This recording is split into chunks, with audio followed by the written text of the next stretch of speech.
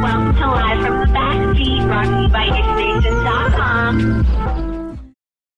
Hi, everybody. Welcome to Live from the Backseat. It's your girl, Simone. How are you guys doing today? Today, I have a super special guest in the building. I'm really excited about this episode. So today, my guest is Liv. She's here with us. Thank you for having me. If you guys watch Living Single, you caught her on Living Single, Yes. it was maybe like a month or two. Yeah. It was a minute ago, but it was super fun. So, yeah, Liv is a creative, and she's from the DMV also. No, I'm from Texas. You're not from the DMV? No. Oh, my God, guys. She's from Texas. Okay, first off, let me tell you how I have an obsession with Texas, and I've never been to Texas. First off, I've been to Texas once in an airport, but like just in the airport. Girl, I swear I want to move to Texas. Like, I look at homes in Texas. You do get more house. My Zillow search history is nothing but me. Like, dream home in Houston, dream home here in Texas, dream homes everywhere. Yes, everywhere in Texas. You do I have get this more weird house, obsession. but I with, love like, the DMV area. I love it. Really? What part of Texas are you from? I'm from a really small town, actually called Laredo. Mm-hmm. It's like on the border of Mexico, so not a lot of people know about it. And then my family relocated to Denver, and then I ended up out here. So I like it here. I want to stay here. That is so cool. See, Yeah. I thought you were from the DMV. I'm like, wait, I don't want people to think I'm posing. You've been repping DMV, so I'm like, oh my gosh, no, but that's cool though. That's really cool.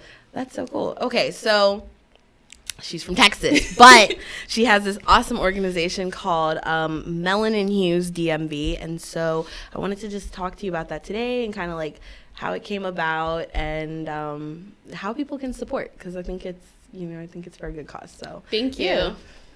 So how it came about, basically, I'm like, all of 2020 is a blur. So, I was volunteering, doing a lot of work with this organization called Melanin Coalition, also a great organization, and, being at the protests, feeding the homeless, just, like, doing all sorts of stuff. And, 2020 was very tolling on us. Like, we were just fighting, and it was like we couldn't get a break, and it's a pandemic, and then, racism, and just like nonstop. And prior to the craziness of 2020, I would host events. I would do like networking events and happy hours and just like fun stuff. So I really wanted to do something fun and something creative, joyful, but also like still focused on the cause. So I had this initial idea of having a photo shoot with Black people, but from different parts of the world. Okay. I didn't know what the photo shoot was going to be for. I was just like, I just want to do a photo shoot, because I feel like a lot of people think Black people are all the same, and we're not. Like, there's Caribbean Black people, there's Latin Black people, there's people from Africa, Black Americans. Yeah. And me, like myself, I'm actually Mexican and Belizean. That's so cool. And, there's not a lot of categories that I fit in because I'm mixed, and then I'm first generation. Like, I just always feel like growing up, everybody's so focused on the differences. And I'm like, okay, instead of like using these differences to separate each other, let's highlight these differences and celebrate them, because like we're all just Black and beautiful, and like it's dope, right? That's so cool. So then I was telling my friend, and he was like, let's make it into a calendar.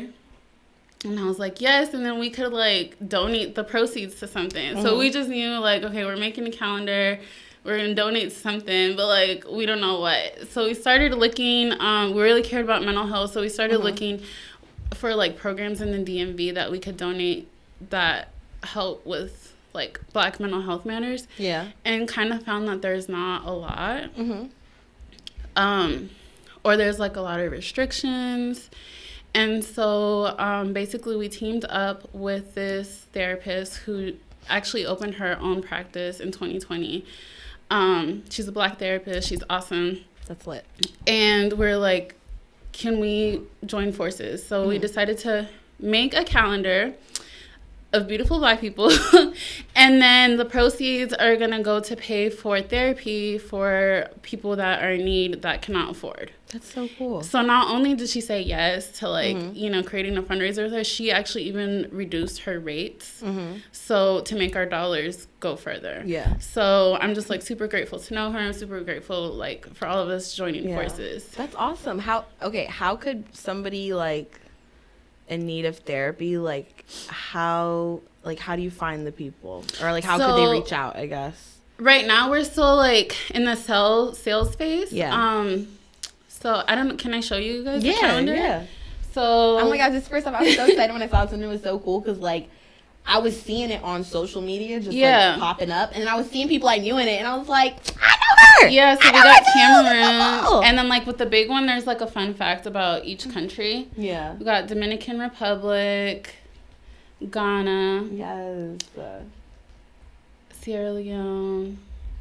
And so these are all just like people you just like pulled together, like Eritrea. Yeah, these are all people in my network that I was like, hey, I have this crazy idea. Yeah. Can you help me? And then I actually reached out to makeup artists, videographers, photographers, and everybody was just down to like donate their time and efforts, talents. And we actually got the Eaton to host us. I love that. Yeah. Thank you.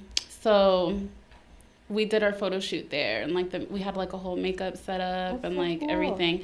But basically, so right now we're selling the calendars. 100% of the profits are donated to paying for therapy. And then like once we finish our sales, we actually built a Google form application. So then we'll start promoting like, hey, if you need therapy or you know somebody that needs help paying for therapy, fill out this Google form, and then that's basically how awesome. We'll do. We're just the only reason why we're waiting to do it is because we want to see like how much funds we have first. Yeah. We don't want to get like start sending people and not having and then like not having so we got to do it in steps. This is the first year, but we do want to do it every year. That's so really first cool. Of many to come. So get your calendars. If you already got one, get one for your auntie, your grandma, your cousin. There's a little desk size too. Yeah. So if people don't have, so cute. Like I love this one. Yeah, you could have that like in your cubicle. So good. I love calendars. Yeah. Oh my god, I'm a calendars, planners. I love them. I'm into it. Like I love. I have to get one. I'm glad you like them. I love calendars. Yes. Yeah. That's awesome. Okay, so I wanted to like double back because you said that you're originally from Texas and you're from Belize and Mexico. Yes. Be your parents. Okay, so like tell me a little bit about like that's a unique like upbringing, and then like how did you get to the DMV? Like how'd you get here? I'm trying to think. There's so many ways I can answer that question. Yeah. So just start. Like, what was it like growing up in Texas with your background? Yeah. So, for the longest time, like, I actually didn't know that my black side was Caribbean until I was an adult. So, like, for the longest time, basically my grandmother slept with a black man and had this black baby, my dad, and then, like, didn't tell anybody about it. Like, it was just this big secret. She pretended he wasn't black. Like, it was weird, right? And then I have these features. So, like, growing up, like, we're always, like, the outsiders, you know? Yeah. And so I actually dealt with a lot of colorism with, like, my Mexican side of my family. And I feel like that's why I'm so, like... Yeah. That's why I'm always advocating for justice now, because I feel like even though here in the States, like, I do have, like, a light skin privilege, but, like, I also know what it feels like to be discriminated against. Yeah. And so, anyways, like, I just had the story about how, like, supposedly my grandfather was this, like, black guy in New Orleans, right? So, like, grew up my whole entire life, like, thinking that I was just Mexican and black. But it kind of didn't make sense because, like, I told you I'm first generation here. Like, you're like, none of it made sense, though. None of it made sense. The story was not clear. It does not make sense. Yeah. I'm like, whatever. And it wasn't until my father died that I, like, had this hole, like, not only from his death, but I was like, I need to know where the fuck he was like, you just wanted the full story, basically, Yeah, and so I went in and did, like, my DNA kit, like, my ancestry DNA. Oh, shit. Yeah, and, like, I'm so excited for results, and I know people that have it, and it tells them you're, like, like large numbers, like 27. We did one for my grandfather. It like breaks it down by percentages. Yeah, but girl, like mine was like, okay, it was like 30% from Spain, and then it was like 30% native from like the Mexico, and then it was like 2% Congo, 7% Nigerian, and I was like, what? Like, why is it all these like small percentages? And like all together when it came to like the other 30%, but it just didn't make sense. So I just started hitting people up that said that we were like related. Like, so basically just started hitting up extended family. Like, hey, do you know what happened? I would like to know. I was like, I don't understand. And they were like, oh, don't you know, like, you know, Belizeans' ancestors, like, it's like a mix of people. And I'm like, what are you talking about, Belizean ancestors? The slave trade, right? Yeah, and I was like, what are you talking about?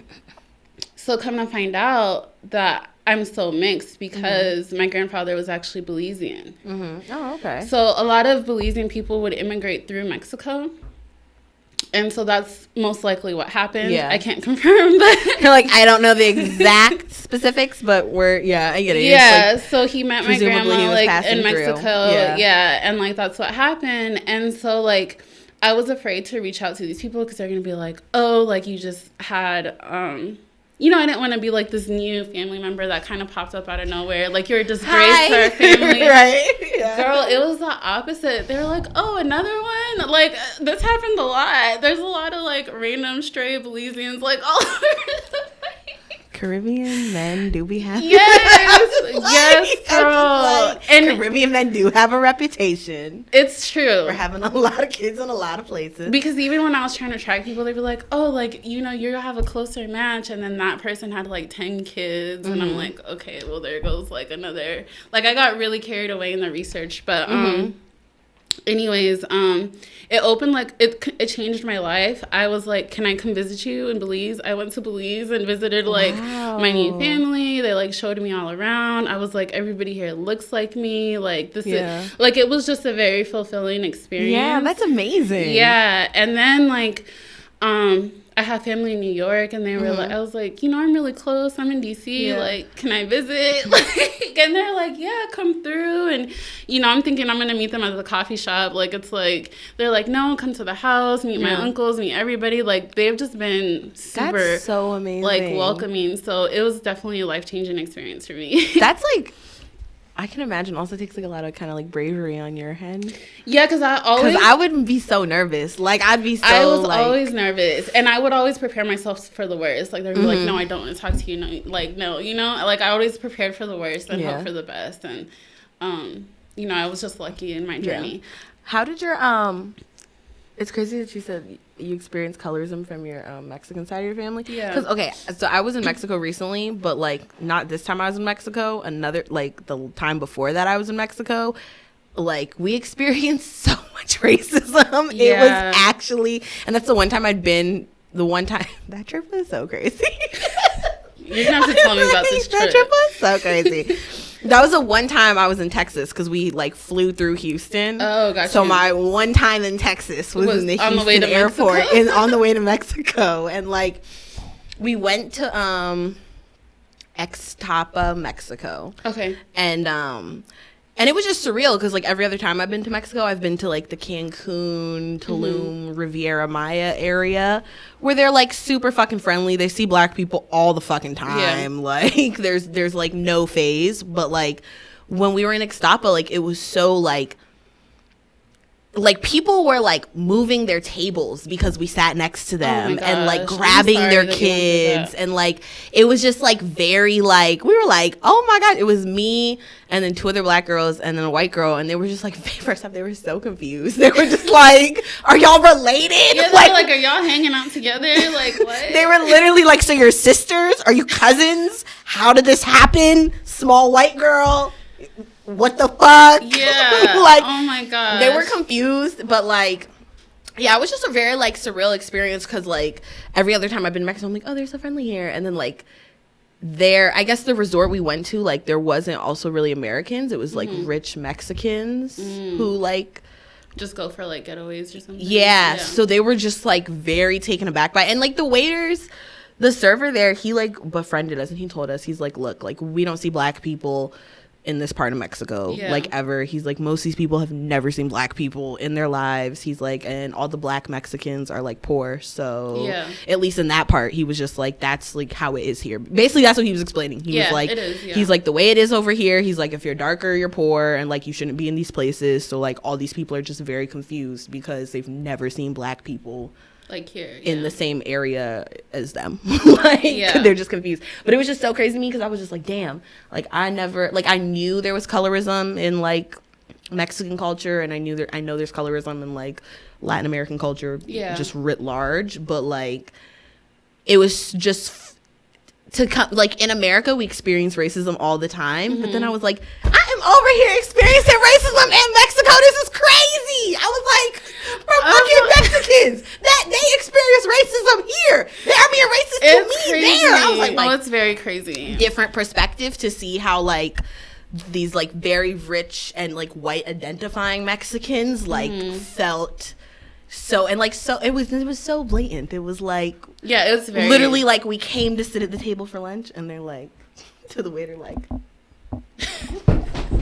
I'm sorry that happened to you. I'm laughing, but I'm sorry. I'm was laughing like, no. because I can relate. Yeah, but no, I'm just like it's just. well, I've not also right. never heard like that's what I think like you're the first person though who I think is like, yeah, like that's, most people are like, what are you talking about? Mexicans are not racist, and I'm just like, I thought that too, bro. Like, I too apparently only in some parts. Like, Yeah, it really depends where you go. I mean, it's Yeah. just like with the U.S., like, you know, New York and D.C. are like super diverse, but go Yeah. to like Kentucky, like, it's not yeah. going to be the same. When it was so way, funny you know? because like then literally flying back we're in, we stop in Houston, and at this point we're so excited to see other black people. Like, we're so fucking excited. Yeah. So like the TSA people were having a little nigga moment. Like, we're just out here chitter chatting because we're just like, We're happy to be back. we're back in the States. We're not the only black people. Oh, Right. This is so exciting. And then like, it was so funny because there's this white lady and her kid who's like from 3 or 4, like my kid's age. This was years ago though. This was like 5-6 years ago, right? So she's like standing right next to our group in the TSA line, and she like kind of, you know, friendly inserts herself into our nigga moment that we was Enjoying. having glee in. And she like makes a little comment like, oh, haha. And, you know, we're like, oh, haha. You know, everybody ha-has and he's. And then her 4-year-old, because 4-year-olds have no motherfucking chill, her 4-year-old pulls her leg and is like, Mommy, why are you talking to them? I thought you said we don't like black people. And the mom is like, oh. And I just bust out laughing because I'm just like, kids be snitching. No, he didn't. Kids be. It was a little girl, but she was genuinely confused. It wasn't like, Oh my she was like 3 or 4. You know what I'm they saying? they be So she honest, was actually very confused. Like, Mommy, you told me not to talk to black people. Yeah. And now here you are kikiing and ha-haing. Yeah. I want to understand what's going on. Oh Like, you're sending me mixed signals and I'm confused. And it was just so funny This though. was a crazy trip for you. I was like, we are back in America. This has been a crazy trip. I'm just like, you know what? I was like, it's a crazy time. I was like, it was Oh really my wild, but it gosh. was just the whole experience from that Yeah. trip was so just different. And I guess it's just eye-opening, I guess, in a sense, because I was just like, I never really would have expected that. But Yeah, so like where the colorism comes from, so like Spain conquered Mexico, and I mean very similar history to here, just happened like sooner or earlier. Spain conquered Mexico, and a true Mexican is a mixture of the Spain and the native people.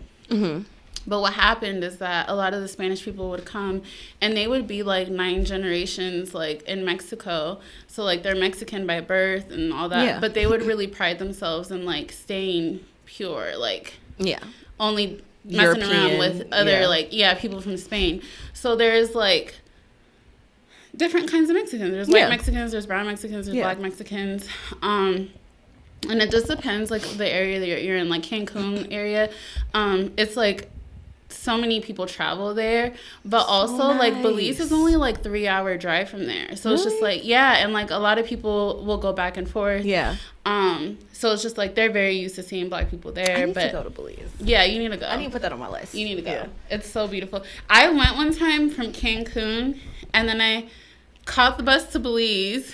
And then I flew back from Belize, but it was perfect. Do you speak Spanish? Yeah, it was my first language. Okay. Yeah. I'm like, wait. I'm like, you do speak Spanish, right? You're Yeah. I'm like, it's a lot of traveling. But like Cancun, you know, like you're just like party, and then you get to Belize and just like time slows down, like your phone doesn't really work, like, you know. I love places like that. Yeah, and it's just like I'm so into places where my phone doesn't work. It's literally like for me, like people are like, you have no signal there. Oh, you just made the destination so much better. Take me now.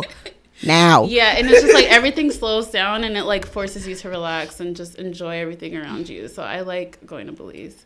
Dang, that's nice. That's so cool. Yeah. Oh my gosh. Okay, I need to go to Belize. That's definitely cool. So, okay, how'd you get to the DMV? So you said you went from Texas to Denver. Yeah, and then I joined the military. Okay, cool. So I joined the military and I moved around for like 8 years. And my last station was in Hampton, Virginia. Is that where you're from? No, I went to school there for 2 years. Oh, okay. But yeah, I just like, it was time for me to get out, and I was like, I don't want to go back home. And I hit up my auntie because she lives in Baltimore, and I was like, hey auntie, like, can I come stay with you while I figure my life out? So I did. I went lived with her for like 6 months, and I got a job, and you know, I decided I really liked the DMV, so I just stayed out here. That's cool.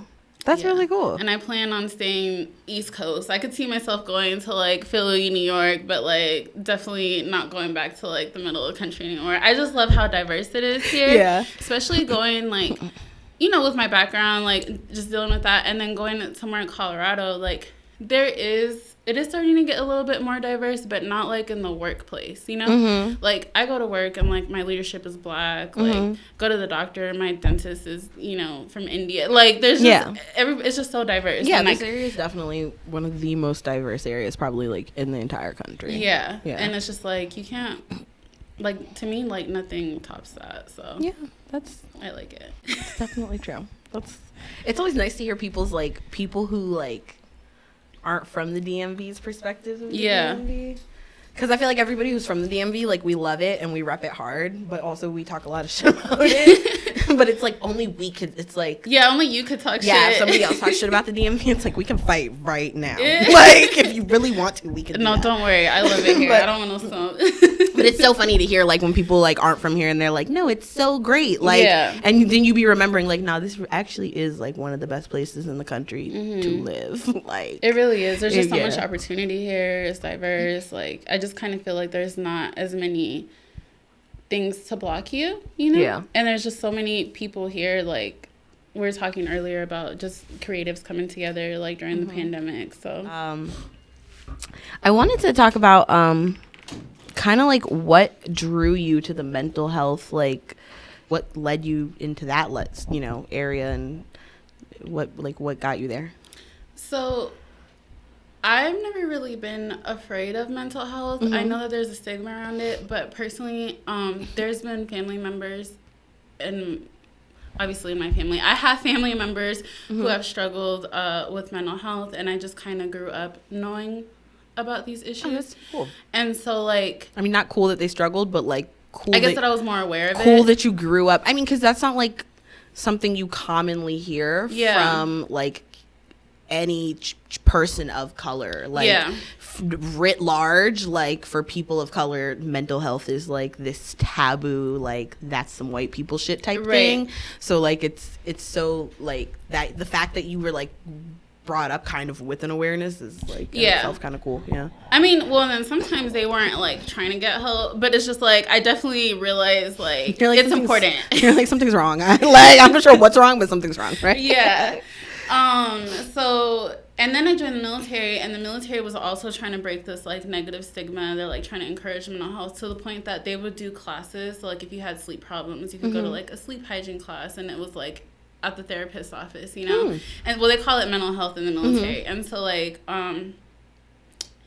you know, or like building a routine. Like they would do stuff like that, so that I would just go and learn stuff and like, oh, this actually makes sense. It's helpful. And then, you know, I went myself through therapy like a couple of times just because I knew I had traumas from childhood, like dealing with colorism. And, you know, there was like a lot of stuff that stuck with me. And then when my dad died, and, you know, I've gone to, I've done like multiple therapy sessions several times. And I just, you know, I realized that therapy is kind of reading like a self-help book. Like, you know how people read self-help books and they're like, oh, this book really helped me and like it just changed my outlook. Like when you go to therapy, it's like you have somebody to talk through your thoughts with you and kind of give you like another perspective. And sometimes you learn something that like you would have watched in a TED Talk or you know, read in a book. Like, and I think that a lot of people like myself like wait until something is wrong to go get therapy. But I've come to the conclusion that I truly believe any person of color, you could think you're perfectly okay, go to therapy, and you're going to get something out of it. Why? Because we're so used to like living and dealing with more. Like we are automatically like, I feel like we automatically have tougher skin just because we've dealt with the microaggressions. We've dealt with like all this stuff. Like with our family members not getting help with the crazy you know, with crazy family members. Crazy family members, like you know, like, and I kind of feel, I don't want to say that no white people have that, because I get it, like everybody has crazy family members, but I just feel like it's more common in families of color. Like there's I feel like in families of color, because we have like the taboo, it's more like, oh, like, you know, they're just like that. Like, it's more mental health is, we live with problems because we don't even know that, like, there's a other side. Like, I was saying the other day how, like, something I noticed with Black people is, like, we'll talk about health problems like they're like commonplace. Like, oh yeah, you know, they just got hypertension, but you know, like, no, everybody don't gotta get hypertension. Like, if you know what I'm saying? Like, and it's not, it's really just a thing of like, but because we live in a community where like most people have hypertension because there's like a bad, you know, diet and lack of access to food and, you know, all these factors, it's like, if you've never been well yourself and you've never seen wellness in your life or in your family, you really don't really know it exists. So it's like a lot of times I think like with people of color, like it's common to have the family members, you know, who it's like definitely has unchecked depression. One might have unchecked bipolar. One might have unchecked, you know, narcissist, whatever it is. You know what I'm saying? And the people that don't have anything, they're still kind of like, there's a support system for these family members. So it's just like give and take. And so anyways, that's my theory. I really think that if you're a person of color, you'll be like, there's something wrong with me. I don't need therapy. Like, just go. You've been through something. You've been through something traumatic has happened to you. We know it. It could just be like not traumatic to you because you're so strong and you're so like, you know, used to living with, you know, everything with all the craziness. Even if it's not trauma, like I will say, like I love therapy. Everybody, I'm a huge therapy advocate. I love mental health, or I love advocating for mental health, and I like openly tell people all the time, like, I've wanted therapy for like the past 10 years. Like, I love therapy. I love my therapist. I recommend anybody who like, I need therapist. I be like, girl, let me send you to mine because she lit, okay? Like, I love you, okay? And, but I always tell people, like, it's like, you know, nothing has to be wrong to go to therapy. And it's like, because even if you haven't been through trauma, therapy can teach you just healthy coping skills. It can teach you healthy communication skills. Like, I think that's something I've definitely gotten to a point in my life where, like, I've low-key made a decision, like, I don't really want to, like, be close with people that are like not open to going to therapy or do not go to therapy. Not because there's anything wrong with people who don't go to therapy, but because for somebody who has gone to therapy for the past 10 years and has learned certain skills or techniques or whatever, like, I want to be around people that reinforce those and help me practice those. And people who aren't in therapy for the most fucking part, like, they just don't have those skill sets, or they don't have, like, they don't even know why what they're doing is toxic because they've never had because it's when your friends are telling you like, hey, that's toxic, or your partner's telling you, hey, that's or it's like you're not going to take it the same way as like you go to a therapist and they're like, can you run that statement back again, because that doesn't sound like it's good for you, or that doesn't sound productive. And then you're like, oh, that shit that I thought was totally normal because it's the only way that I know how to communicate or the only way that I know how to cope, like that shit's not normal at all. Like there's this whole other way that I didn't even know existed because I'd never even seen it. So like I think I agree with you. Like all people writ large, and like particularly people of color, can just benefit from like a few therapy sessions. Yeah. Please go to therapy. Please go to therapy. Please, for the love of God, go to therapy. No, and I mean, like you said, coping skills, communication skills, sleeping. Like a lot of people, especially now in the pandemic, everyone's in the house, everyone's sleep patterns all messed up. Like, and that can, you know, trigger people into depression. Like, there's just a lot of benefits that come with it. Drinking, like that's one thing. Like one thing I learned from my therapist like years ago.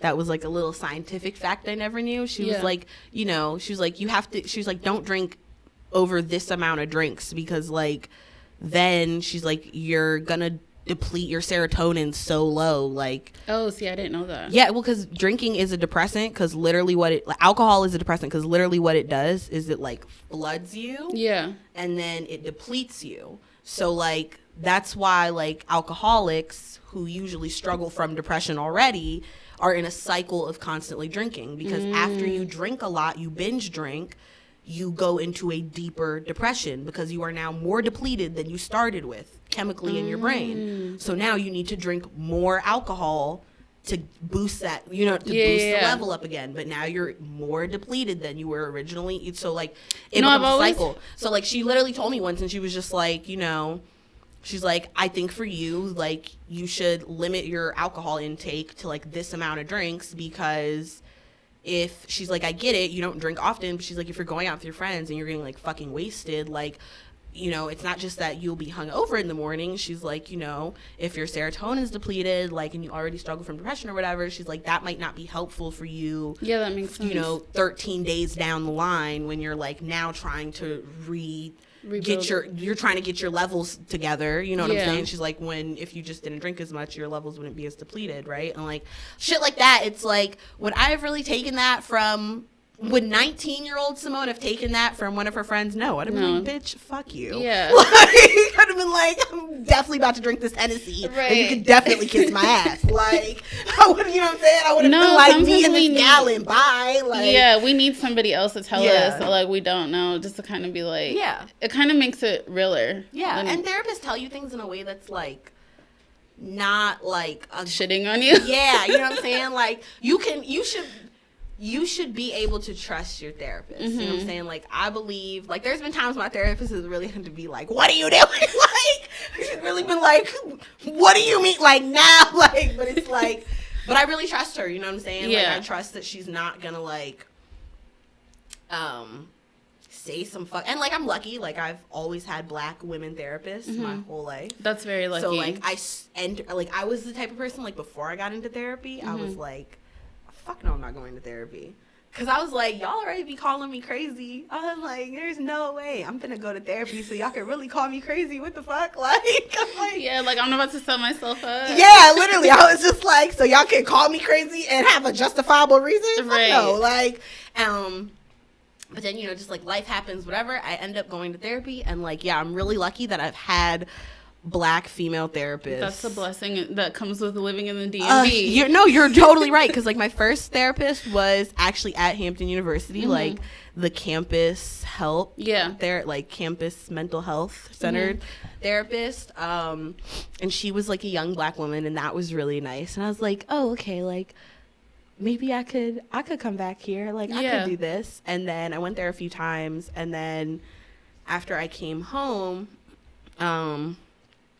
my best friend actually put me on to a therapist and was like, she was like, yeah, I see this lady. And she ended up just being like a Black woman. And I was like, and like super in line with, I was like, this is so great. And I've been seeing her for like the past 7+ years now. But, that's a long time. No, I like actually like last week I've been dealing with stuff at home, and I was like, it's time for me to go to therapy again. Yeah. And it was not easy to find a Black therapist because even though they're here, like, I went through my insurance. And that's the part that'll get you, because I pay out of pocket for that. Okay. I do tell people that. I'm like, I love my therapist so much, I pay out of pocket because my insurance. But there's no pictures on a lot of the insurance websites. It depends on like what website it is. So a lot of times you have to like copy paste the name, Google, do your research. Your Google search, yeah.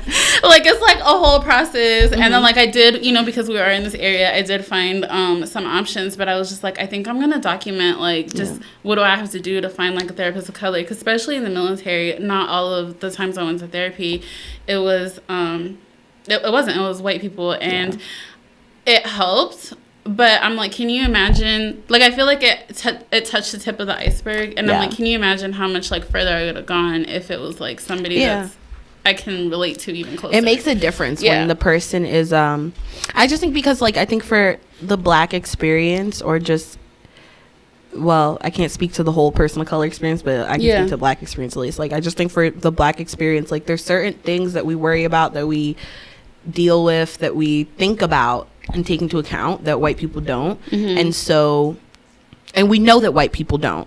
So it's like you're not going to be as comfortable saying certain things or expressing certain emotions because there's not that full feeling of like, you know, like I'm going to say this and you're going to understand me, that like you want to have with the therapist, that like vulnerability. Because so I definitely do, like it does make a big difference. I feel like therapy is not the place to have like barriers and guards up, you know, so it's just like the more comfortable you could be with the therapist, like the better it's for the session. Because I definitely knew somebody in my personal life who like, it's a young Black male, and like he went to therapy like you know, for a little bit, and he was like, it was helpful, but the therapist that was found for him was like this older white woman, and he was just like, there's certain aspects of my life that like I'm not gonna talk to her about because like she's an old white lady, like she's gonna judge me, she's not going to understand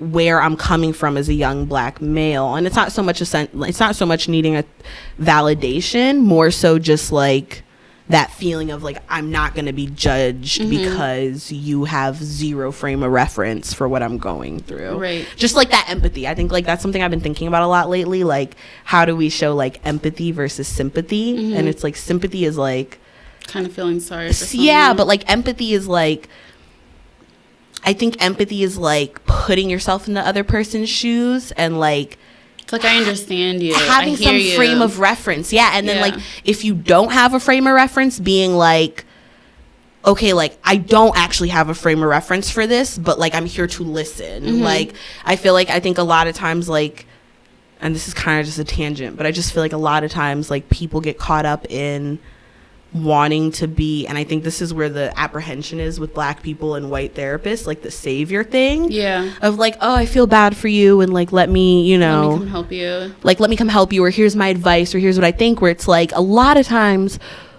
that's not like, while that has its own place and purpose, that's not healing. And a lot of people like don't understand that like what's healing is empathy. What's healing is people feeling seen and heard and understood. Like, no, that's facts.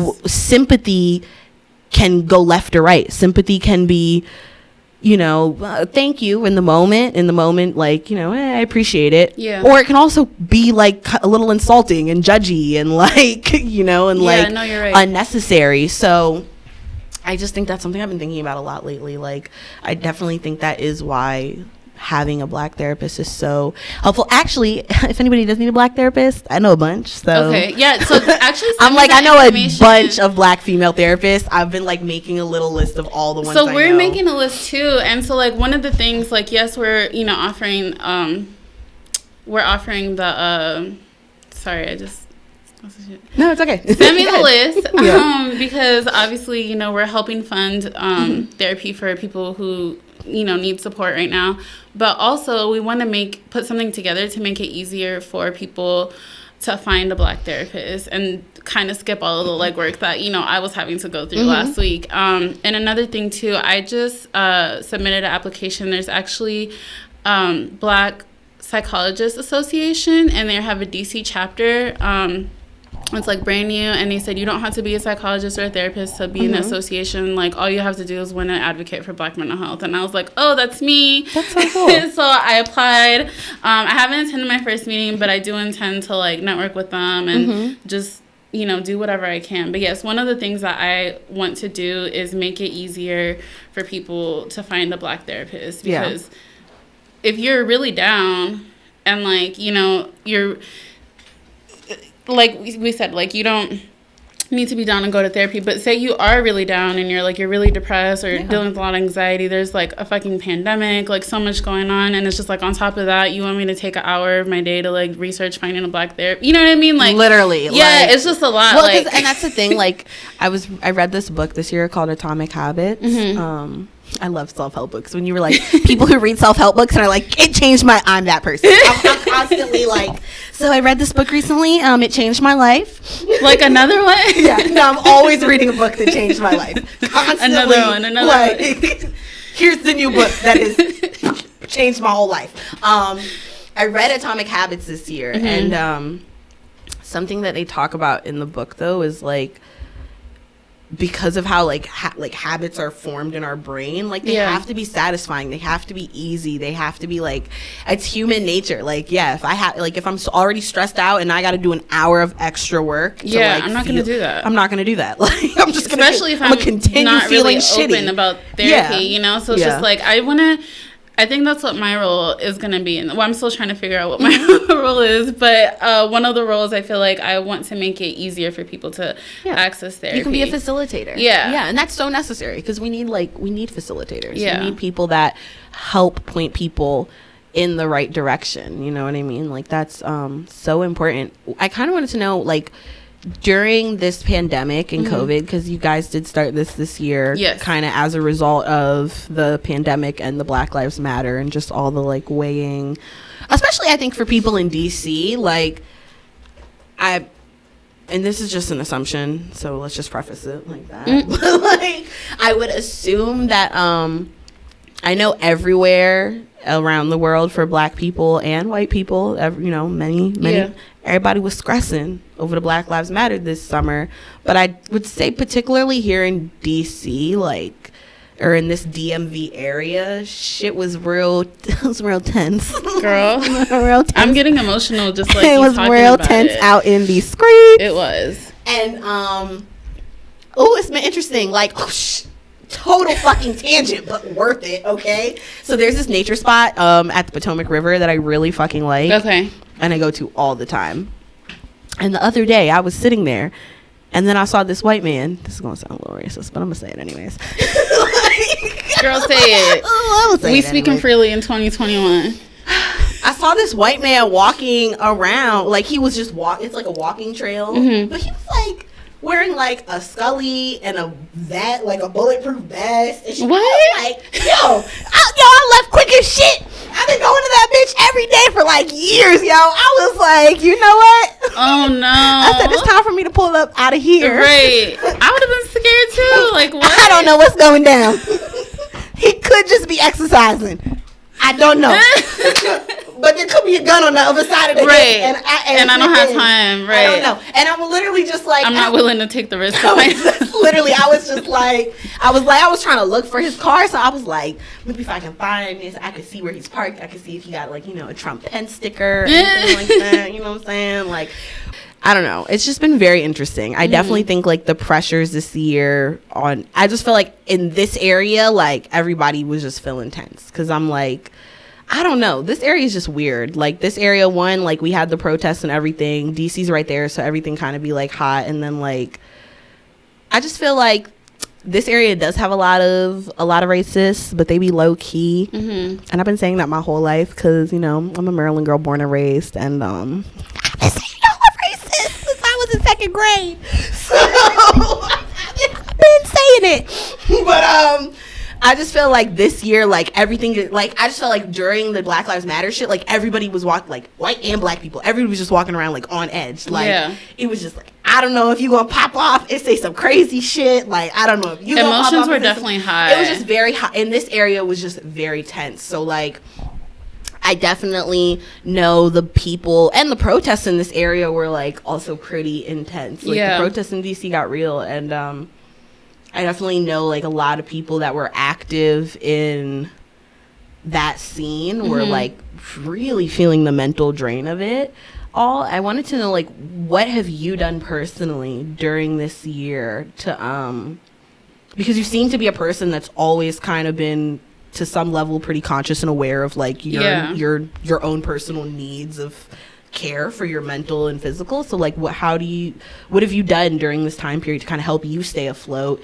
and like other than reaching out looking for a therapist and stuff like that? So honestly, for me, going to the protests was healing. It was draining, but it was also healing. And so like at first, you know, it was like, it was crazy because the first time I went to a protest, I like had to pull over because my body was just like shutting down, and I started crying, and like I called my friend that I was like gonna meet up there, and he's like, you don't have to go if you're scared. It's fine. I'm like, I'm not scared. I literally don't know what's happening to my body right now. I was like, I want to go. And he was like, well, just, you know, calm down, like you can't be driving like that. And I went, and like I needed to be there. Like I was just like of course you get tired and stuff from like marching and stuff, but I was just kind of like, it was just healing being there. It was healing like being surrounded by people that care about the same shit as you. And it's just like, you're who I need to be around, because like I'm tired of like listening to the news. I'm tired of like, you know, because it's like bullshit that was happening with cases, and we're just like learning about more and more people that were wronged. And then there's like Trump that was doing like his remember he was doing that bullshit, that like daily pandemic talk where he'd like just rant for hours. Girl, I do not let me tell you, people are like, do you remember the last 4 years? I don't, because I haven't watched the news over like, the last 4 years. I have tuned the fuck out. Okay, the most I tuned in for was Mr. Cuomo, and Mr. Cuomo was lit. Because I like him. I like him, and I think he look a little zaddy-ish. I'm not gonna lie. So I like him. So I will tune in for that, because I like Mr. Cuomo. But I was just like, I was so tuned out. Like over the past 4 years, people are like, world events. I'm like, I don't know. I've lived under a fucking rock. Call me Patrick. I don't know. But for me, I was just like, I don't want to listen to none of the news. I need to be here with fucking y'all. Like that's where I need to be. And then I would get frustrated because then like some of the protests would die down, and then I'm like, oh, so people giving up, like, you know, y'all don't care no more. Like I would take it personal, and I was like beefing, and but I went to a protest one time, and there wasn't that many people. It was like 12 people, and this girl was like, how about we like introduce ourselves and then just say what's on our mind. And Simone, that was like the most healing thing that had like ever happened to me.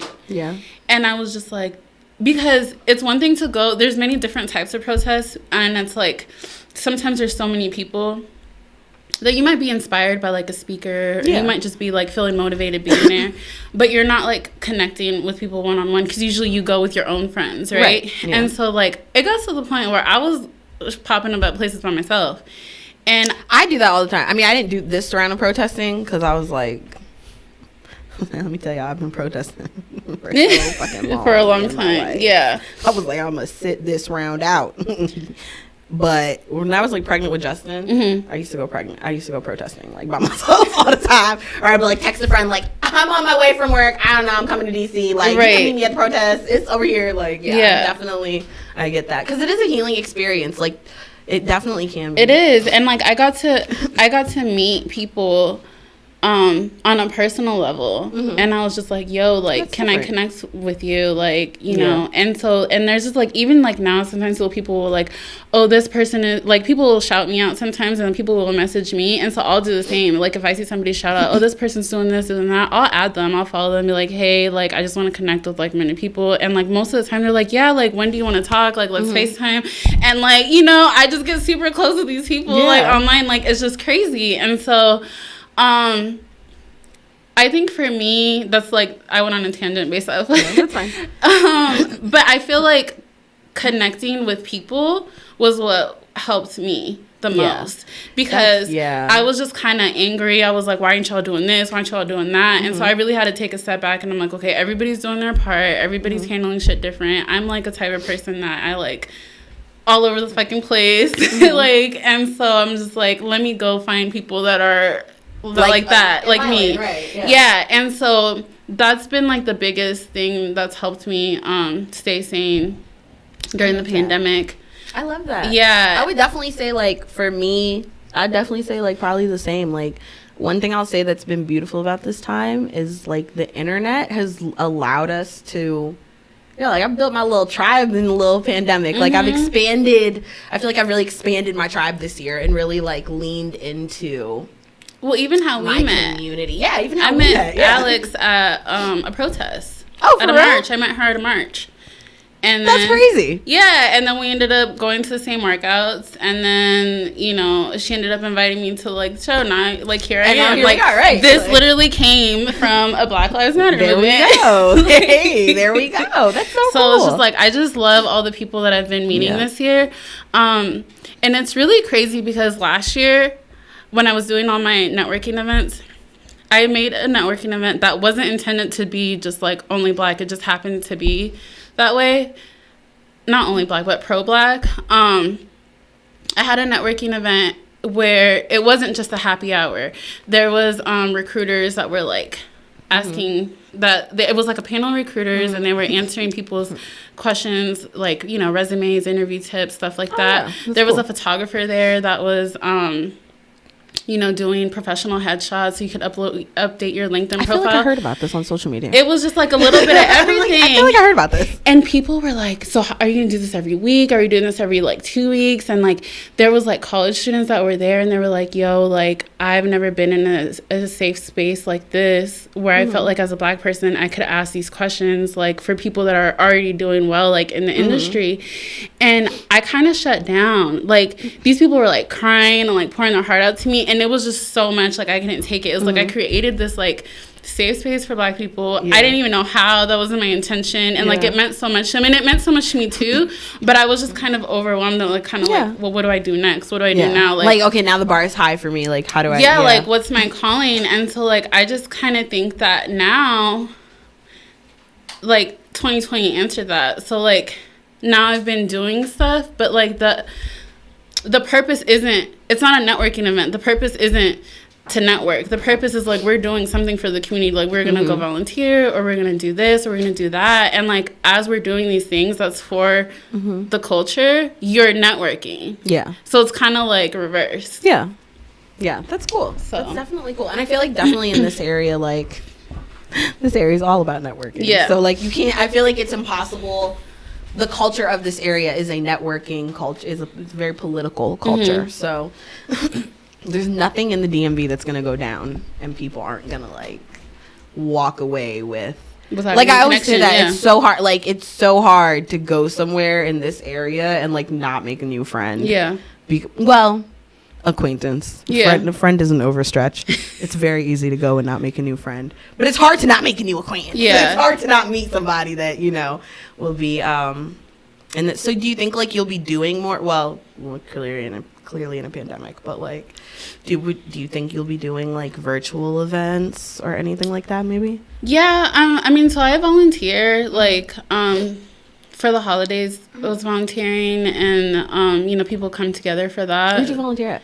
Just so there was one that was like feeding the elderly people that like couldn't go home for the holidays. There was a restaurant that was delivering meals. So like me and my friends like piled up in a car, and we just like we're delivering meals everywhere. I love elderly people so much. And then we've just been doing stuff like putting together goodie bags and be like, let's go like under the bridge on E Street and like pass them out, And so, because at first like we were looking for places to volunteer at, and a lot of places shut down because of COVID. They're like, people can't volunteer. And it's like, what's stopping us from like going to Costco, sitting in our living room, like putting some bags together and just going, because it's just like, just because there's a pandemic, like the need didn't go anywhere. If anything, it grew. So I think like so cool. I just want to do like monthly events like that, like a monthly, I don't know, school drive, volunteer, something like that. And then whoever can come great. And then, like, you know, I'm sure, like, everyone isn't going to come every month, but, like, different people get to interact with each other. Yeah. That's awesome. That's so cool. Yeah. You have a very, like, giving... you got a big heart. That's so Thank cool. you. Because, like, you just are focused on it for... Because, you know, like, it makes me happy. Like, Yeah. it makes me happy to do my part. Like, it makes me feel... Yeah. Like, I'm fulfilling my calling or Yeah, something, no, I you know? completely get that. No, I completely get that. I was literally, like, I've been reflecting on that a lot lately. Yeah. How, like, at least in my own personal journey, like, living in my purpose doesn't always... I don't usually have a tangible way, like, living in my purpose gave me, like, here's something tangible I can show that it produced, if that makes sense. But, that, like, it's so fulfilling, and, like, and I can see the positive impact that, like, I can make on others, and it's, like, that makes it so, like... Worth it? Yeah, like, worth it. Like, I like being nice. Like, sometimes I'm like, I just like being nice to people. Like, like, I don't like being mean. Like, I can be mean. Don't get me wrong. I can be fucking mean as shit. But, like, you know what I'm saying? Like, I like doing nice things because, like, that's just what I like to do. Like, it makes me feel good about life. Living, Like, it just makes me feel good about life. And so, like, I totally get that. It's very interesting when you're, like, in your purpose to find. And I feel like 2020 was a year for, like, a lot of people where they kind of found their calling and were able to get, like, rooted in their purpose. And it was definitely for me. Yeah. Because before that, I was just so caught up, like, in the craziness of, like, you know, first it's, like, the DC nightlife, and then, like, brunch, and then, like, you know, going to work, and then trying to, like, stay fit. Like, it was just, life was, like, nonstop. Yeah, the DMV routine. Like, you're bad, you're bougie, you go to 9 to 5, you brunch and day drink, and you work out, and somehow you just make it all look good. Yeah, it's very crazy. But like, really, like, if I'm being, like, honest with myself, like, spiritually, I kind of, like, regressed when I moved to the DMV. That's why I said it was so. That's why I said it's so interesting to hear people who come here, because, like, once you're, like, because people who are from here, like, it's a great place to be, but like, I will definitely say there's a lot of low frequency bullshit. There's just a lot of distractions. That is that's what it is. Distractions. I'm like, it's very easy to get caught up in some sauce that you do not need to be caught up in the, like, DMV. That shit is real easy. Like, or, like, even if you're gonna go party, like, you don't need to go party. But, like, when I first moved here, I'm like, well, I have to go to everything everyone invites me, or, like, they're not gonna invite me again, you know? Yeah. And so, like, I just it's gotten me back into, like, you know, I used to, like, meditate, and I used to, like, make my own soaps and face masks and stuff like that. And I stopped doing all of that, like, for no reason. Like, I missed it, but I was just like, I don't have time for that. Like, gotta go to brunch on Sunday. Park calls. Yes. I'm out. And that's kind of embarrassing to admit, but, like, it was, you know, I was having fun. Yeah. I mean, it's there's a time for everything, right? Like, I feel like in our life, like, there's seasons, and there's a season for everything. Like, we need our, you know, our party season. We need our woosah, chill, you know, and then, like, at least I feel like for myself, like, I have in my life the experience of, like, I'll bounce from extremes, and then, like, as I mature and get older, I, like, come to a middle ground. And that's kind of, like, what I've been doing. Yeah, and I feel like that's where I'm at now. I'm like, okay, like, we're now coming to a middle. Yes. Like, every extreme wrapped in one, but not so extreme. I think a part of it was, like, like, me kind of growing up, but then definitely 2020 being like, well, you ain't got shit else to do. Yeah. So it's, like, literally being in the house for a year, you know? Sit down year. Literally. That's what me and my friend called it. We were like, she was like, I feel like God just said, sit your ass down. Because every time I try to do some shit, I'm like, you be told to sit the fuck down. I'm like, yeah, 2020 is the sit your ass down year. The sit down year. I like that. I'm definitely going to use that. It was the sit down year. It was the year where he was like, all of y'all. Sit the fuck down. I'm going to simmer for a while. Yeah. Okay, so yeah, prior to 2020, I wasn't doing, like, I would volunteer. I always like to volunteer and give back, but I wouldn't call myself an activist. Like, you weren't, like, tapping into it as much, yeah. I just wasn't, like, advocating for people. I would just, like, go, you know, some school supplies in a backpack, and you know, like it was just like I was just doing literally just my part, and that's it. Whereas so like now I'm like taking charge, I'm going above and beyond. People are looking at me like, so when can I do this? When can I do that? Where can I go to volunteer? And I'm like, I'm not the coordinator, and like, and so I just kind of had to like. But you're becoming the coordinator. And so I was just like, oh, this is different. I kind of like it, and so like I'm just so happy to be where I am. I have a lot of ideas for this year, and I'm just excited to see like what all comes from this. That's so cool. This is so cool. I can't wait to see all you do. Thank you. I know it's going to be dope. No, it's so dope. Like, I loved the idea of doing something to help give Black people access to mental health care, because that's something I'm always, like, I'm literally always telling Black people to go to the therapist. Mm-hmm. Go talk to the lady. Okay? Like, I'm like, go talk to the lady. Yes, you need to go talk to the lady. Go talk to the lady. So, like, but it definitely is, like you said, like, access. I think with most things where there's inequality or inequity, it's an issue of access. Yeah. In any, like, whether you're talking Black people or just any discrepancies, it's usually an issue of access. So like things that create access is awesome, and to have a Black therapist to be like, I'll take patients, and that's even smart, because that like helps, you know, if she just started her practice, like that helps her, you know, build her practice up. And so with Unique, her name is Unique, and she's really dope. So she's actually been practicing for a little over 10 years, and you know, she's just been employed as a therapist, and she's been wanting to open her own practice. Like, she started speaking about it like a year or two ago, and so we kind of knew like that it was coming, but she wasn't going to accept insurance. And then 2020 happened, and just like how it rocked everybody's ears, like she'll say it rocked hers, and she was like, if I don't accept insurance, I'm not helping out my people. Like, that's, and also because that's definitely like definitely like I pay out of pocket for my, but not everybody could do that. My therapy. Well, I've definitely cut down. Like, one, I don't go all the time, and two, like I'm surely going less than I was before. You know what I'm saying? Like, normally I go like once every 2-3 months now. But now it's like we'll text, like, you need to check in, like, I think I'm okay right now. Well, now I'm in the mind state of like, let's save this therapy money until you're having a mental breakdown, okay, bitch? Because if you waste it now when you're okay, to prevent the breakdown. now I'm like, you gonna use it now? You gonna be fucking fine and have nothing to fucking talk about, and then 3 weeks later you're gonna be crying and you're gonna need your fucking therapist, bitch. Right? So I'm like, you save that money for 3 weeks later when you're crying in your Honda, and then you call a therapist, okay? My Honda. Yes. Pulled over in a parking lot. Crying in my Honda. I've been there. Always. Like, literally, catch me in these streets. Full breakdown in the Honda Accord, okay? Oh, my goodness. Like, no shame. Like, anytime I need to cry, I'm like, I'm just going for a drive in my car, okay? I'm just going to leave. Yeah, no, so definitely I will say, like, that's... Yeah, so she was like, I'm not gonna be helping my people out, like, if I don't accept insurance. So there's like a lot of work that goes into that. I had no idea. So like, you have to learn about insurance is so like about paying for mental health services. And so there's very like specific ways that the therapists have to like file and, you know, and stuff to make sure that they'll get paid, and like to get even approved by the insurance companies. There's like so many hoops to jump through, and she did all that. So I'm so proud of her, and her business has been booming.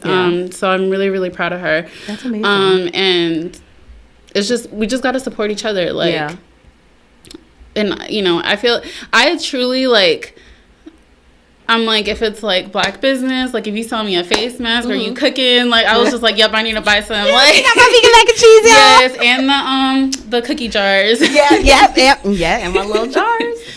So yeah, I'm just all about supporting each other. Yeah, that's awesome. That's awesome. So before we wrap up tonight, I kind of wanted to know like any like just one like where people can support, like if they want to get the calendar or if they just want to like donate to the cause. So if you go to the Instagram, it's Melanin Hues DMV, just all together.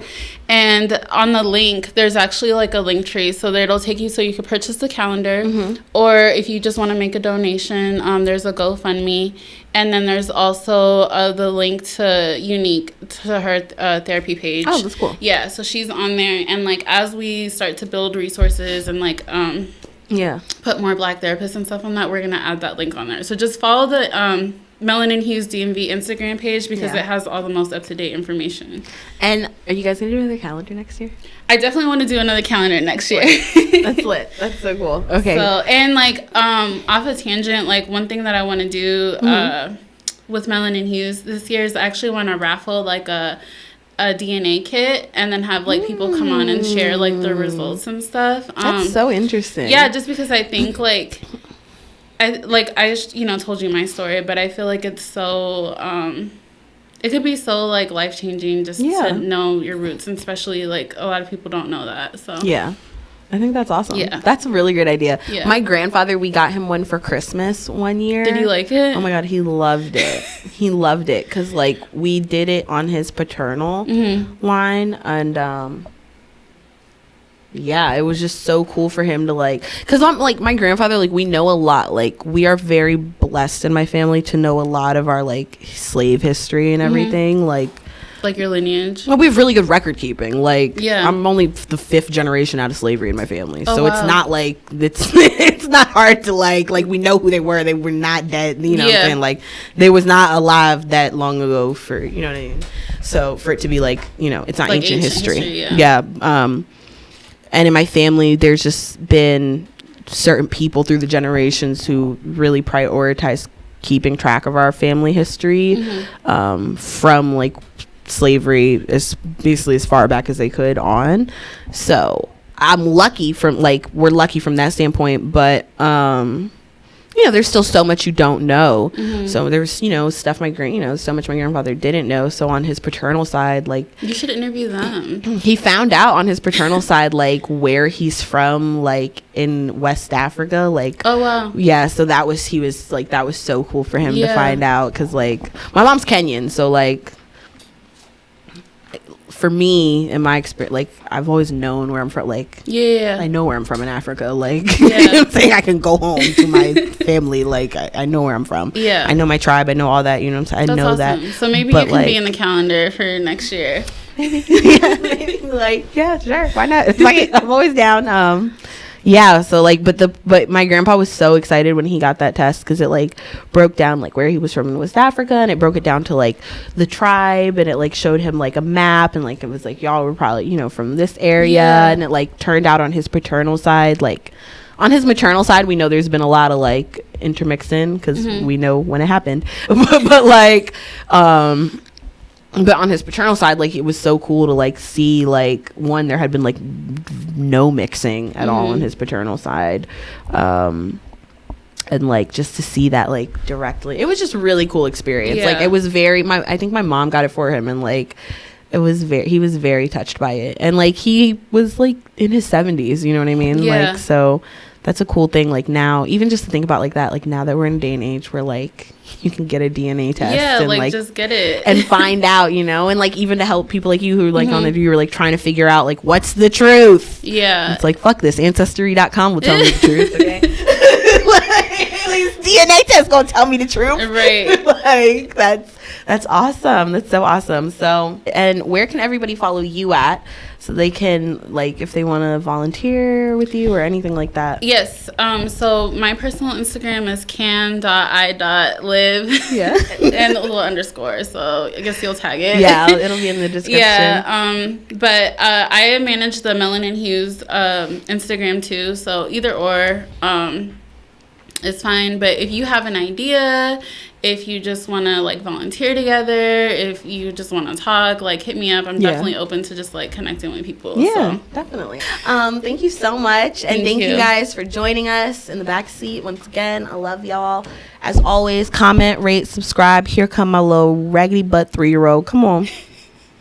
Come on. Perfect timing. It's fine. Come on. Come on. You can come say bye to the peoples with me. Oh, come here, little butt. comment, rate, subscribe, and thank you for watching Live from the Back Seat. It's your girl Simone. You want to say hi, Justin? Say bye. Say bye. Don't pick your nose on Say camera. bye-bye. Can you say bye? Come on, it's podcast time. Bye. You guys have a good day. Bye. Oh, You happy he's now? so adorable.